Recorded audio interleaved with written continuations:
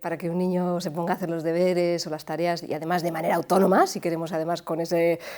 puntillo, pues es que los deberes y las tareas que tiene, pues que sean atractivas, que sean divertidas, que tenga sentido para él o para ella, porque ya bastantes horas ha pasado en el colegio y haciendo a lo mejor cosas que tampoco le interesaban. Por lo tanto, si queremos que dedique más tiempo fuera del horario escolar, creo que es importante. Entonces, desde el sistema educativo, ojalá que las cosas proporcionen y les den opciones de este tipo, y si no, pues en casa, cómo podemos coger los padres y las madres para que esto que quieren en el colegio trabajar, pues cómo se lo podemos plantear también para que sea más divertido, más entretenido, ¿vale? Y esa sería una labor más extra, que si queremos, pues podemos poner, ¿vale? Por otra parte, pues otro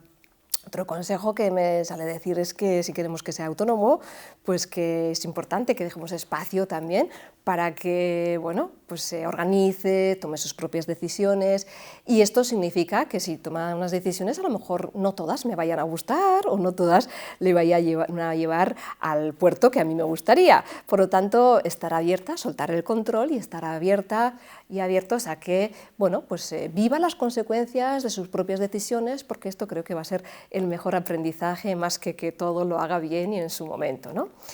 Y la tercera,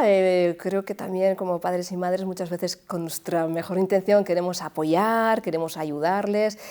y muchas veces entramos dando apoyo cuando no lo necesita o en cosas que no necesitan. Por lo tanto, me parece importante también estar atentos a observar si realmente está pidiendo ayuda, y cuando pide ayuda, qué tipo de ayuda necesita, y ajustarnos un poco a eso que realmente mi hijo o mi hija pues necesita, ¿no? Porque no por dar más apoyo somos mejores madres o padres.